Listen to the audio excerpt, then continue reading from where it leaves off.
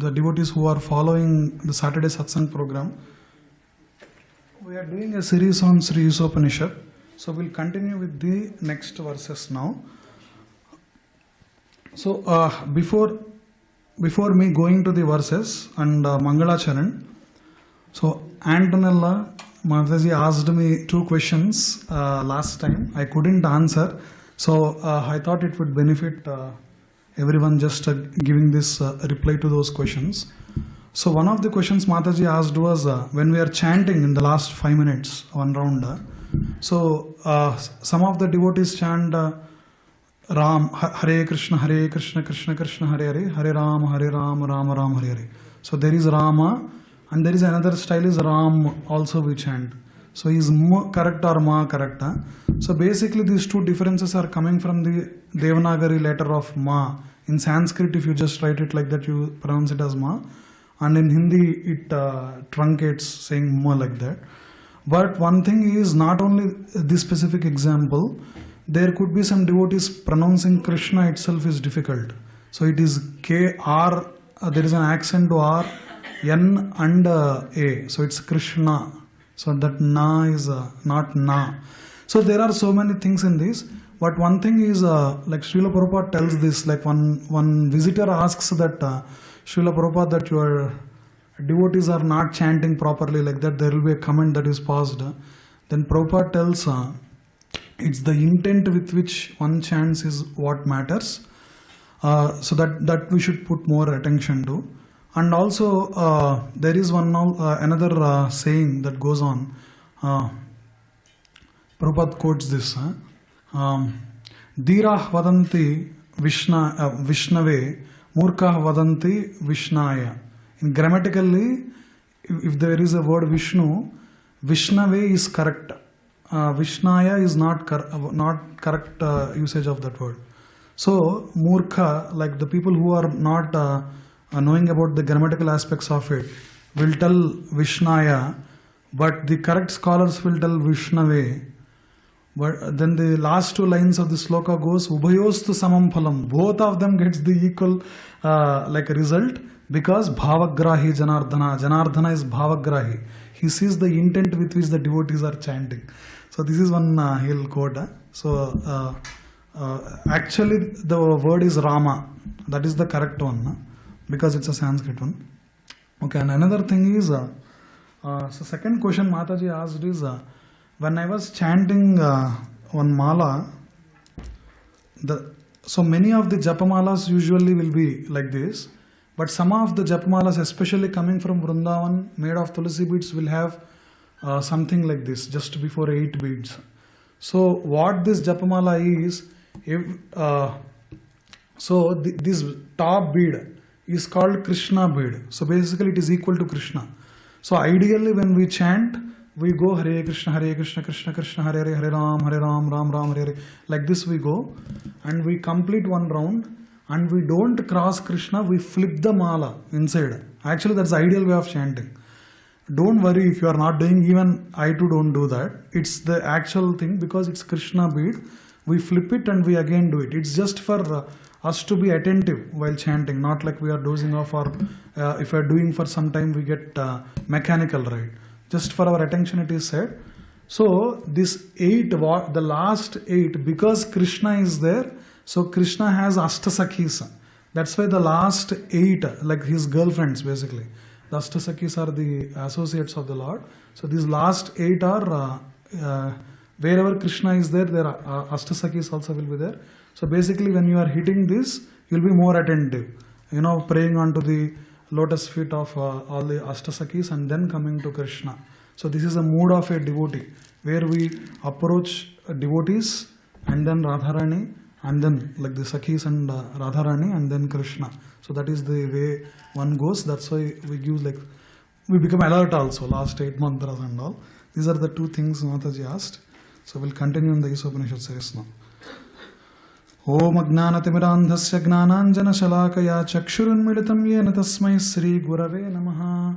Sri Chaitanya Manobhishtam Sthapitam Yena Bhutale Swayam Rupa Kadamahyam Dadati Swapadantikam Vandeham Sri Guru Sri Yutapadakammalam Sri Gurun Vaishnavamscha Sri Rupam Sagrajatam Sahagana Raghunathanvitam Tam Sajivam Sadvaitam Savadhutam Parijana Sahitam Krishna Chaitanya Devam Sri Radha Krishna Padam Sahagana Lalita Sri Visakhanvitamscha He Krishna Karuna Sindhu Dinabandhu Jagatpate Gopesa Gopika Kanta Radha Kanta Namostute Tapta Kanchana Gaurangi Radhe Vrindavaneshwari Vrishabhanu Sute Devi Pranamami Hari Priye Vancha Kalpatarubhyascha Krupa Sindhubhya Evacha Patitanam Pavanebhyo Vaishnavebhyo Namo Namaha Jai Sri Krishna Chaitanya Prabhu Nityananda Sri Advaita Gadadhara Sri Vasadi Gaura Bhakta Vrinda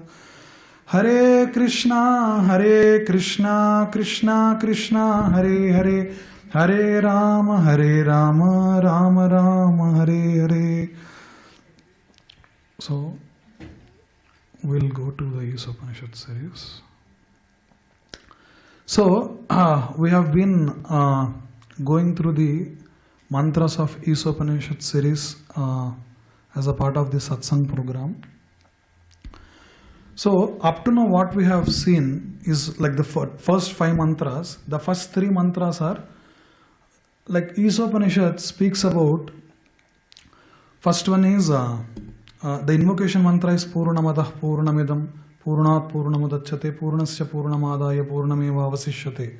That it speaks about how that is complete. The spiritual world is complete and the material world and all its creation and the constituents are complete. And from when this complete is coming from that complete, so that complete there is no diminishing property to the Supreme Abode or Supreme Lord is what being discussed in Isopanisad mantras. So the first 3 mantras speaks about living in Isavasya principles. So this Upanishad is called Isopanishad, also Isavasya Upanishad, because it teaches exclusively about living according to the principles of Isavasya. So Isavasyamidam sarvam yatkinchad jagatyam jagat tena tyaktena bhunjita magrida kasya siddhanam. This is the mantra one. That is, one has to Isavasyamidam sarvam yatkinchad jagatyam jagat. Anything that is constituent of this jagat, all the universe and its constituents are pervaded by Ishavasyam, by the Isha, Supreme Controller. And Tena Tyaktena Bhunjita, one should accept one's quota only. And Magrida Kasya Svidhanam, do not steal another man's property. Do not bind you to the law of karma. That is the Punarapi Maranam, Punarapi Jananam, Punarapi Maranam, Punarapi Janani Jatare Sayanam. Iha Samsare, Bahudustare, Krupayapare, Pahimurare. Sankara says in Bhajagovindam. That is, like we are trapped in a repeated cycle of birth and death. Punarapi Jananam, Punarapi Maranam. We are taking birth again, dying again, and again Punarapi Janani Jatare Sayanam.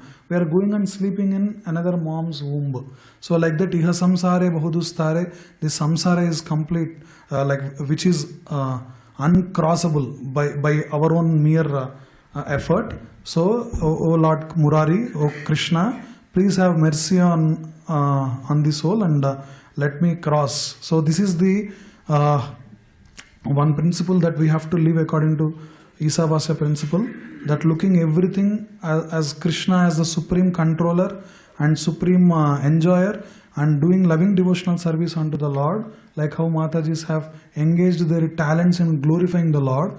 So like that one has to live and purify one's existence and go back to that Godhead, that which invocation mantra spoke. And the third mantra gives a warning: if you do not abide by the law of Isavasya principles, then you will go into the planets which are mostly covered by ignorance and darkness, and you will suffer. So it gives a warning like that. And so the next mantras spoke about that Supreme Lord. You know how like how anejadekam manaso javiyo, it gives these contradictory principles where Lord is fixed at one point and can move swifter than mind. So all these contradictions are spoken, saying the omnipresence of the Lord and inconceivable energies of the Lord. And so that is the 4, 5. So these 6, 7, 8, maybe I will cover max 6 and 7, but they follow the same theme, that it speaks about how now you have known about this inconceivable energy possessing Lord. Now it speaks about how to live according with that spiritual vision in this world. That is what this mantra speaks about. So the last mantra, where we have an invited speaker, His Grace Kautakarna Prabhu, very nicely spoke about some pastimes about Krishna, how he is harmonizer of all contradictions and so on. In that, one of the things we saw, this is like a revision, is one of the way that we can perceive the omnipresent Lord and serve Him is by deity worship, Archa Vigraha. There is more discussion in the purport of this science of deity worship, which is prescribed. So, in that, there is one point I want to speak. So, there, when we are seeing at the murtis of the Lord, when the altar is open, we sing to the Lord, we perform, like a pujari will perform some offerings in terms of dhoop or like ghee lamp or like flower, cloth, all these things are there. So we do so many, like we follow also protocols also. Like when the altar is open, we don't shout, we don't speak unspeakable things, we don't laugh loudly. When we are entering and when we are leaving, we pay obeisances. And we knock, if no one is there, we'll just, like how a king is treated, or like there are some etiquettes to be followed when the Archa Vigraha is open. So, in relation to that, Bhaktivinoda Thakur tells the people perceive this deity worship or the deities in 3 types. One level is Jadamaya level. That is, for them, looking at the Murti is non-different from a statue, basically. So, people who do not have the knowledge about who they are, so they just look at them as a statue. Krishna also says in Bhagavad Gita, right, yathamam prapadyante, so on, like saying how a devotee sees me, to that extent only I reveal myself to my devotee, something like that. So, Jadamaya thing is looking at Murtis as just as a statue. And there is Manomaya, which is like a symbolic representation of absolute truth. That is, for example, symbolic representation of absolute truth means we have our national flags, like when on Independence Day or so, like we salute the flag. For every country there is some feeling towards the flag.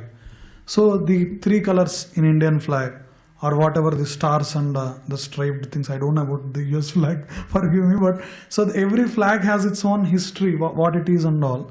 But individual colors and the designs of the flag doesn't have some real effect or something. What it is, it's like a collective representation of what that country stands for, or what that principles that stands for, and so on.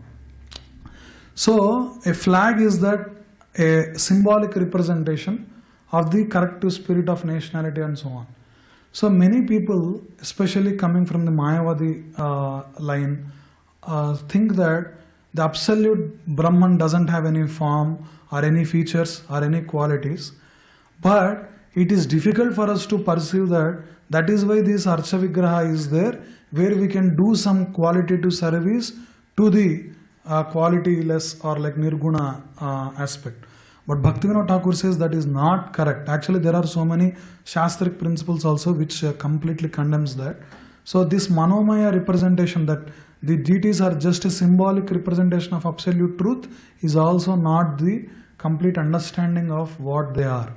So there is Chinmaya form, a level of vision of a devotee which is executed by very senior devotees, very like in very maha-bhagavata stage, or like who are very very devotionally or like with love and sincerity seeing these deities, are non-different manifestation of absolute truth. That is why we have prolonged procedures of prana pratishtha that we do when we are putting the deities, like where we invite Radha and Krishna and Gauranga and Jagannath, Baldev, Subhadra, all of them to be here, so present here. That means when the altar is open or they are closed, the Krishna and Radha and Jagannath, Baladev, Subhadra, who are the lords of the universe, are actually present there. And there are so many pastimes, I don't have time, like where even within the ISKCON, or like if you take Tirupati temple or any of the Sri Vaishnava temples or any of the temples where there is direct interaction with the deity that is being worshipped there.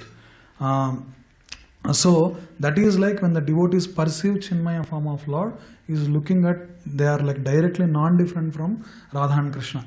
This is the reason why we dance. When the altar is open, when the kirtan is sung, why we are dancing is for the pleasure of Radha and Krishna. That's why we should try to be singing to the best, whatever the facility that is provided to us. And also we dance in the very coherent manner, appeasing, like very appealing to the like the lotus eyes of Radha Giridhari, so that they will be happy seeing us being happy and participating in the fellow Vaishnavas and all, how we are enthusiastically participating, that they see, because devotees approach with the Chinmaya vision of the deity. So this is what the purport of Srila Prabhupada speaks about the Archa-Vigraha aspect of the last mantra. So today we'll go into the sixth mantra. The reason why I told this is today I will speak about the different levels of the devotees, kanistha-adhikari, madhyama-adhikari, uttama-adhikari. Some of these aspects of etiquettes and the relationship with the devotees come. That's why it's a good revision of what we spoke last time. Everyone can repeat after me. Isopanisad Mantra-6. Yastu sarvani bhutani atmanyevanupasyati sarva bhuteshu chatmanam tato na vijugupsate. Yastu sarvani bhutani atmanyevanupasyati sarva bhuteshu chatmanam tato na vijugupsate. Yastu sarvani bhutani atmanyevanupasyati sarva bhuteshu chatmanam tato na vijugupsate.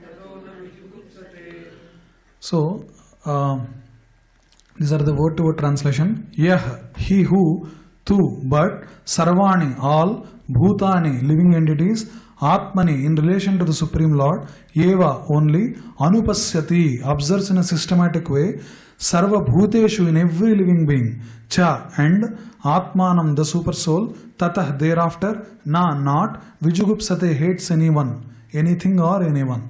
So, many people have this question, what is the use of becoming devotees? Why should you follow these instructions given in the Vedic Shastras and all? This mantra in Isopanisad actually answers it. All the qualities of the Lord that we have seen, inconceivable energies of the Lord that we have seen, now this speaks about if you systematically develop that vision, what is the consequence of it is being said by this mantra. Everyone can repeat. He who systematically sees everything in relation to the Supreme Lord, who sees all living entities as his parts and parcels, and who sees the Supreme Lord within everything, never hates anything or any being. So, yastu sarvani bhutani atmanyevanupasyati. Here Atma is Paramatma. So, yastu sarvani bhutani atmanyeva anupasyati sarva bhuteshu cha atmanam tato na vijugupsati. One who systematically sees everything as the parts and parcels of the Supreme Lord Krishna, and who sees the Paramatma in every living being, tato na vijugupsate. He doesn't hate anything or any being.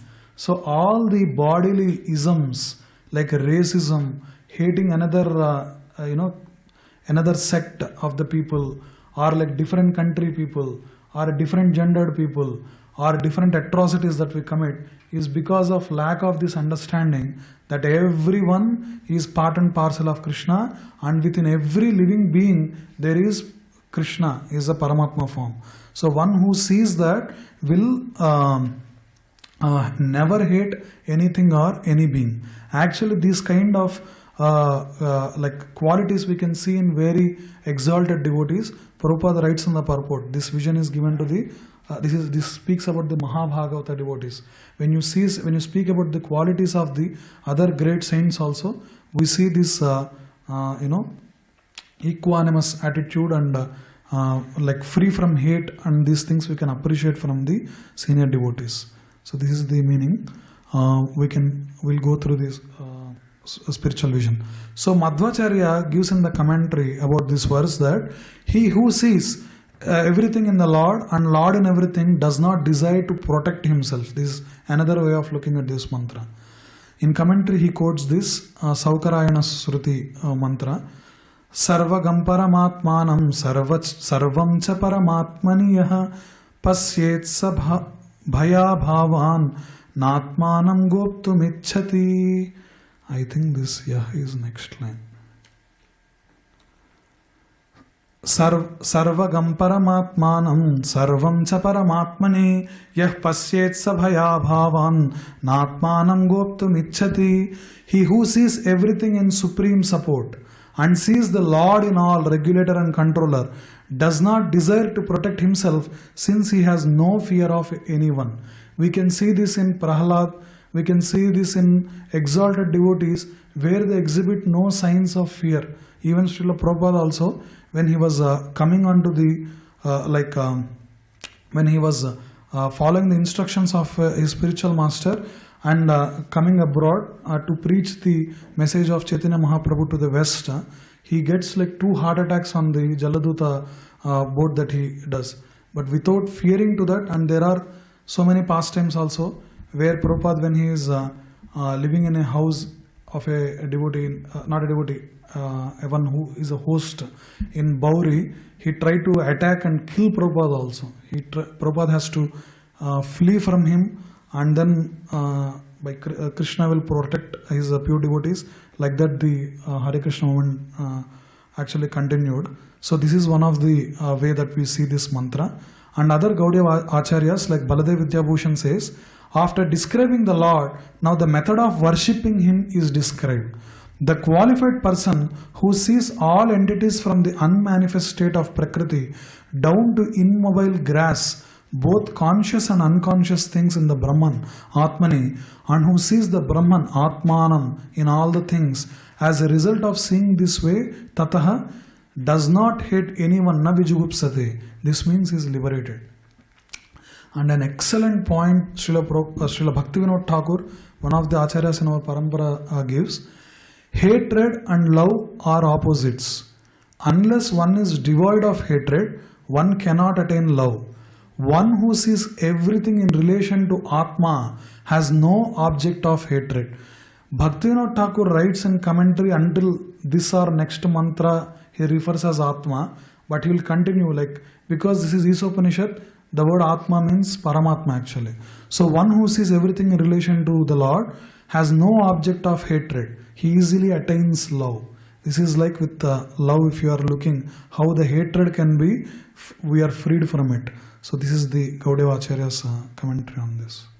So we go into the purport of Srila Prabhupada now.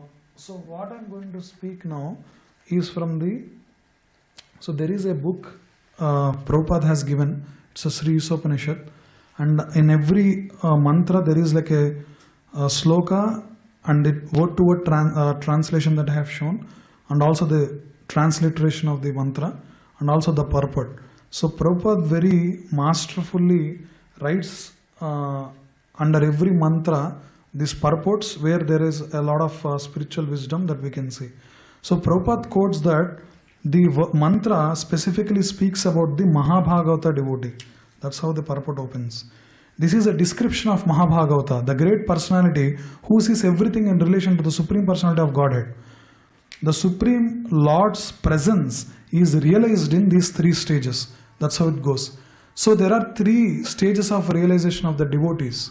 One is kanistha-adhikari, who is a neophyte devotee, and then madhyama-adhikari, and then uttama-adhikari. Madhyama-adhikari is intermediate devotee, and uttama-adhikari is the pure devotee or maha-bhagavata. So we'll go through these three distinctions come through Chaitanya Charitamrita, Nectar of Instruction, Chaitanya, Srimad Bhagavatam. In different contexts these are coming. So I'll go through what these means, and we'll go through some examples also. So before going through this, I want to tell one point. We all fall under some of these distinctions, but this knowledge is not for us to judge other devotees. It's to correct our own, like looking, if suppose we are looking at other devotees wrongly, or what stage we are following, it's for our own introspection, not for judging. It's the same about karma theory also. When we are speaking about the law of karma in Bhagavad Gita, we should not apply to the suffering souls in the world saying, oh, you have committed a very wrong karma in last life, that's why you are suffering now. This is a very wrong way of looking. So these theories and whatever that we are discussing, the subject matter is for introspecting and correcting our own behavior and becoming more pleased to the Lord's eyes. That is why this is there. So in Chaitanya Charitamrita this verse comes, Shraddha sabde viswasa kahe sudruda nischaya Krishna bhakti kaile sarva karma krita haya. Shraddha is confident, firm faith that is rendering transcendental, loving devotional service to the Lord. To Krishna, one automatically performs all subsidiary activities. Such faith is favorable to the discharge of devotional service. Faith means conviction that the goal of life is to please Krishna and abandon all other desires. So to have the faith is the first qualification one must have to step onto the ladder of approaching to the prema bhakti or so on. So Shraddha is the first stage. So one should have that faith. It need not be very concrete. We might still have some gaps in the faith and so on. But that interest in listening to the devotees to understand the subject matter from Srimad Bhagavad Gita and the scriptures is the first qualification. And taking up the mala and chanting is the first qualification that one starts the sadhana bhakti. While giving the instruction to Srila Sanatana Goswami, Chaitanya Mahaprabhu divided devotional service into three categories based on Shraddha, faith. Shraddhavan Janahaya Bhakti-adhikari, uttama-madhyama kanistha Shraddha-anusari. One becomes qualified as a devotee on the elementary platform, the intermediate platform, and the highest platform of devotional service according to development of his Shraddha or faith. So here are the three types of devotees are there. Kanistha, Madhyama and Uttama. We'll go into the classifications, who is the neophyte devotee and who is the madhyama-adhikari and so on. So in Srimad Bhagavatam in 11.2.47 in the purport Prabhupada mentions. So a neophyte devotee, Kanistha Bhagavata, a Prakrita Bhagavata, a Bhakta or a materialistic devotee. So these are the very beginner stage of following the devotional principles. He does not purposefully study the Shastra, does not try to understand the actual standard of pure devotional service, does not show proper respect to advanced devotees. He may, however, follow the regulative principles learned from his spiritual master or from his family who worships the deity. He is to be considered on the material platform, although he is trying to advance in devotional service. Such a person is Bhakta Prakritaha, a neophyte devotee. So what this means is, so there are some people who comes to the temples and who just have the darshan of the Lord, and their relationship they think that they have only with the Lord and have nothing to do with the teachings of Lord or like the instructions of the Shastras, or they don't make any endeavor in progressing in their spiritual path. So these are called as like Prakrita Bhakta or materialistic devotee. So when you are having this notion, there are some mistakes that neophyte devotees commit, that is kanistha-adhikaris commit. So that we will go. I will spend some time in kanistha-adhikari. Madhyama and uttama-adhikaris are very straightforward, we can understand. So mistakes material expertise to be advancement in devotional service. Say suppose I am very skilled at remembering Sanskrit slokas and uttering them, and say I am very expert in analyzing some information and can present in a very effective form. Like that, there are so many talents that one can have. There are some people who are expert book distributors. They naturally have the talent of salesmanship. And like that, many people are very charming. They can immediately attract people when they speak and immediately get fame when they are executing some level of devotional activities and so on.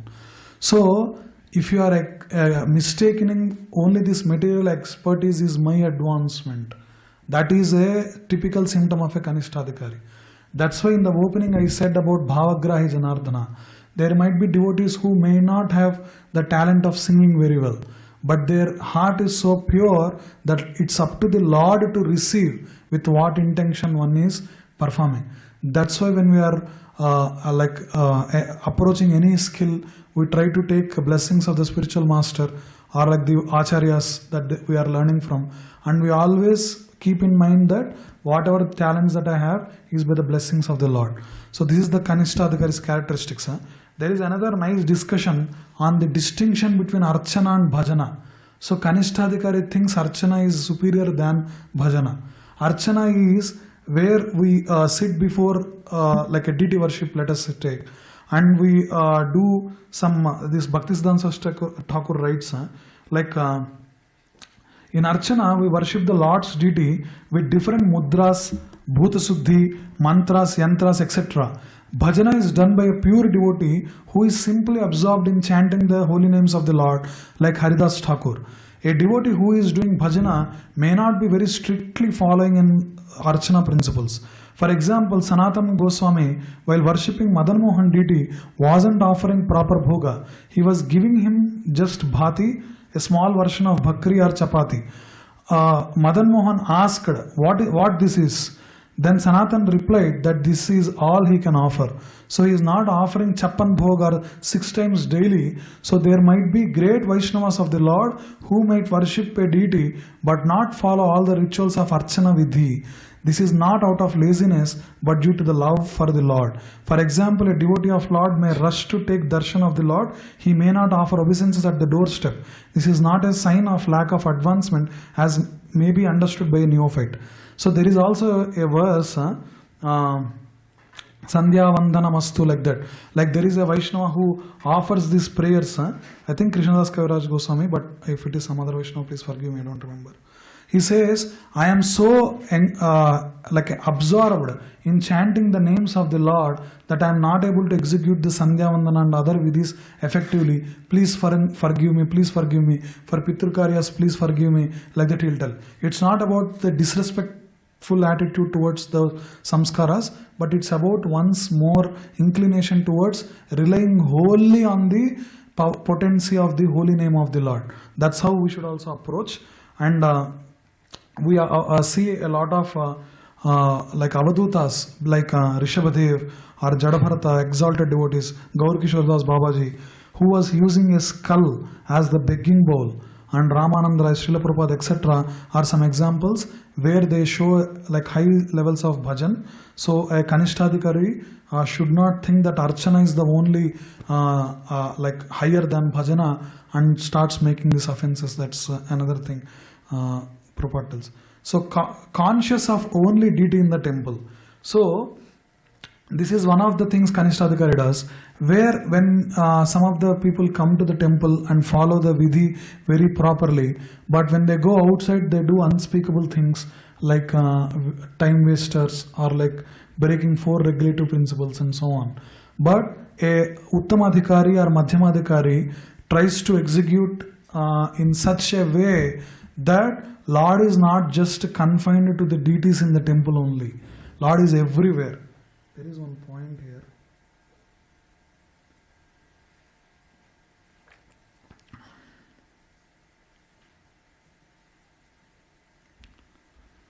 Yeah, so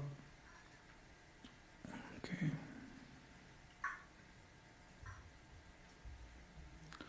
So basically that verse, that statement goes as everywhere you step there is Lord. So that's why when devotees are going on book distribution, we should think of it as like a very spiritual thing that one can perform, and should not equate it to a mundane material like bookseller or something. It's because in Bhagavad Gita also it is said Brahma Arpanam, Brahma Havihi, Brahmagno, Brahmana Hutam, Brahmaivatena Gantavyam, Brahma Karma Samadhina. All the paraphernalia that is used, it's said in the context of Yajna Kunda, Brahma Arpanam, the offering that we do, Brahma Havi, the Havissu, Brahma Agni, like the Agni is Brahman. Brahmana Hutam, Brahmaivatena Gantavyam, Brahma Karma Samadhina. All the paraphernalia that are used are also equal to Brahman. So in the devotional aspect, how it relates to is the book Bhagavad Gita or the scriptural books that we take are the Vangmaya Swarupa of Krishna. So the devotee who carries that, the paraphernalia, are doing pure spiritual things, because the words of Krishna are non-different from the Lord himself. So that is one thing. And the fourth thing we all know, thinks high of himself. So there is one Alvar story I'll tell very briefly in this context. So there is Thiruman Alvar, I think, his name. So there is this pastime where he is so ecstatic devotee. Alvars are from Sri Vaishnava Sampradaya, where they are pure devotees of the Lord. So he'll be dancing before a temple until he collapses.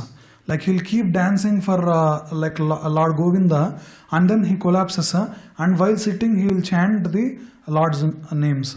So basically, according to that time's social conditions and all, he belongs to the fourth caste or something like that. So one pujari who is worshipping, he is also a very sincere soul, but because of the other social conditions that is there, he tries to go. He'll bring some water or something to do the bathing of the Lord and so on.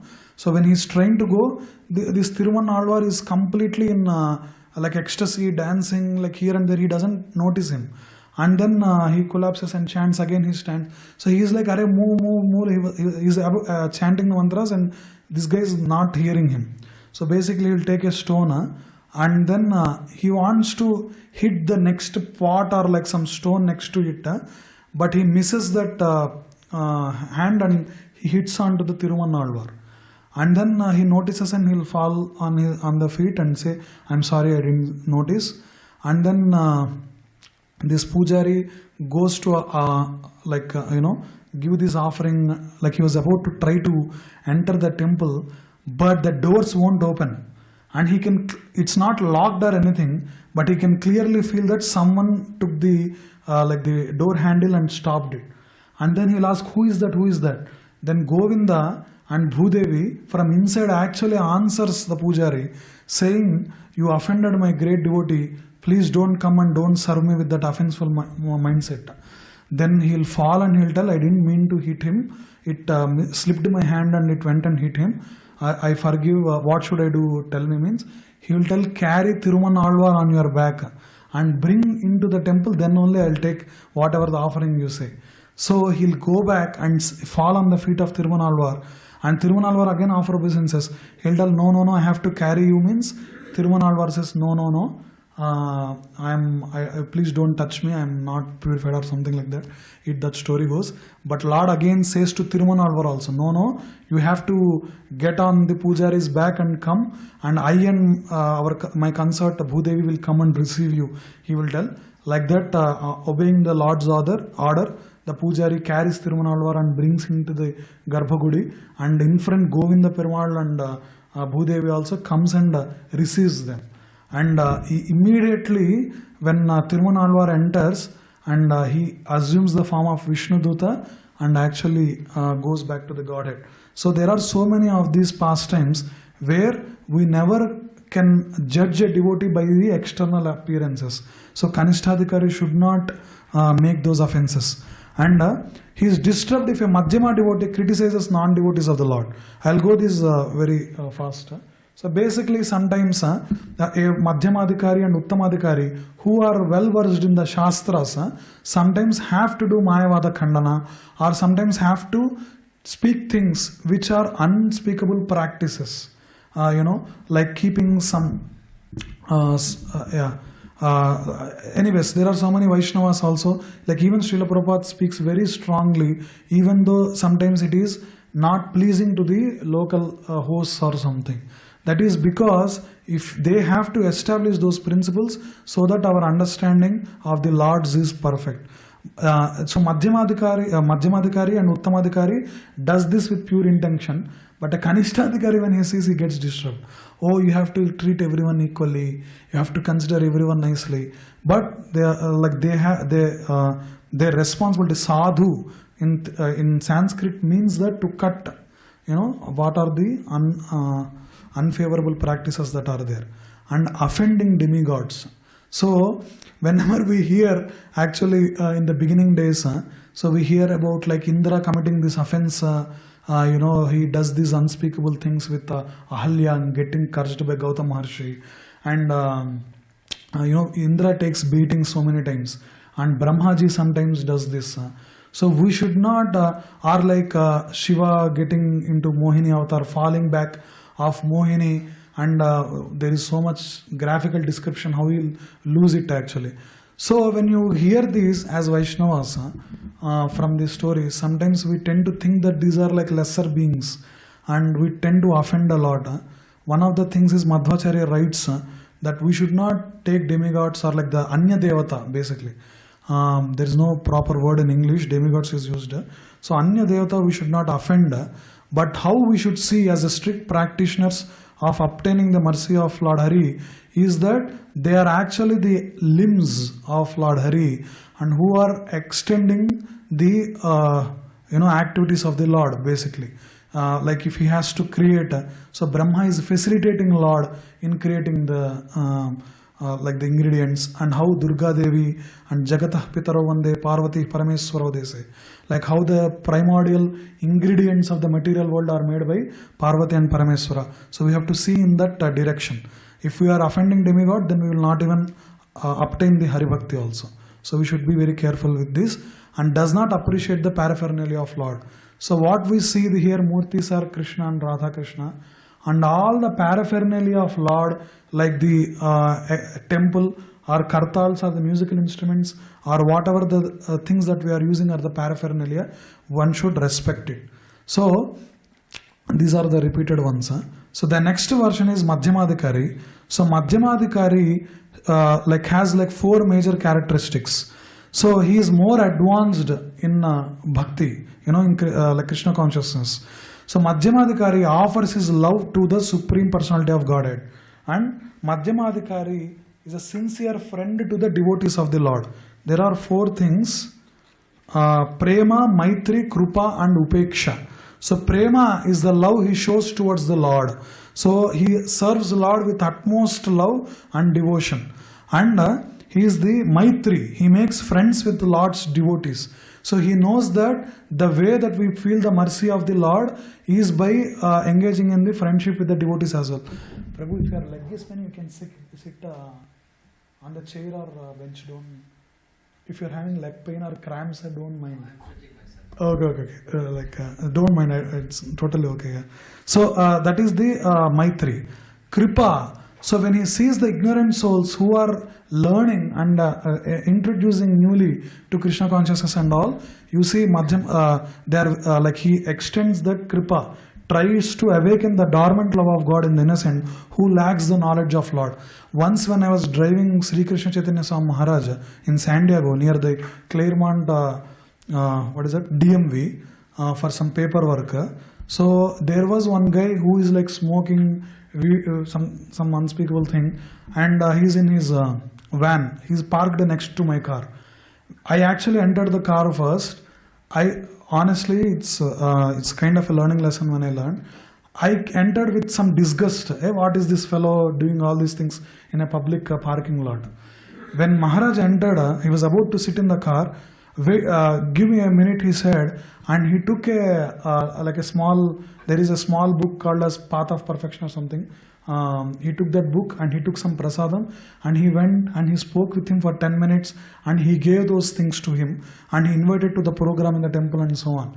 It was actually a very learning lesson to see how these devotees who are in over years of Krishna consciousness, out of the maturity, how they approach to these people where a kanistha-adhikari might see them discerningly. So this is one of the characteristics of madhyama-adhikari, is where they show kripa onto the new innocent devotees, and with a non-blasphemous attitude, with more mercy.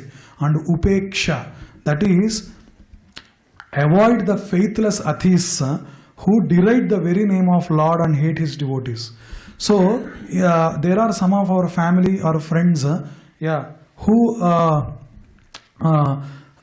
who are envious of the Lord and the practices of the Shastric principles.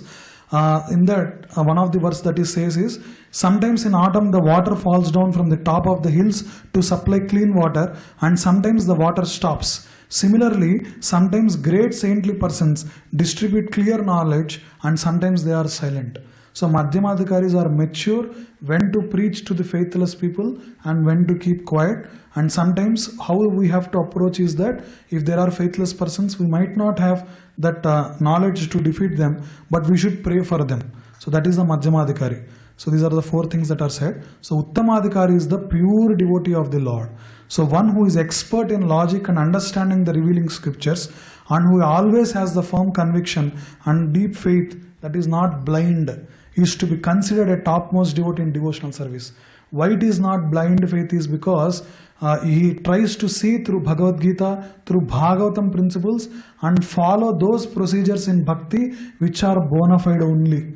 And that is the uttama-adhikari. So most expansive vision, the most advanced devotee sees within everything the soul of all souls, the Supreme Personality of God, Sri Krishna. Consequently, he sees systematically everything in relation to the Supreme Lord, and understands that everything that exists is eternally situated in the Lord. So there is a verse in Bhagavad Gita which speaks Brahma Bhuta Prasannatma. So this is the state of Brahma Bhuta state. That is, after a devotee matures for years in sadhana bhakti, he goes into the phase of this Brahmabhuta platform, where Prasannatma, he is so pleased within himself that na sochati, na kankshati. He is free from anxieties and he is free from fears of the future. Sama sarveshu bhuteshu. He has this equanimous attitude towards everything, and madbhaktir labhate param. Then he receives more and more bhakti of the Lord to ascend in this spiritual process. So these are the distinctions of the principles that is said in this purport. So one of the things Srila Prabhupada tells is that one must at least come to madhyama-adhikari phase at the end of our life.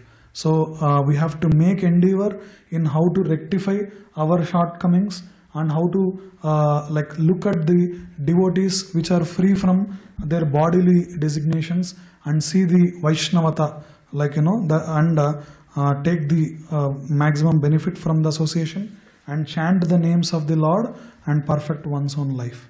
That's all. Thank you so much. Hare Krishna. Anyone has any doubts or any comments, they can approach me.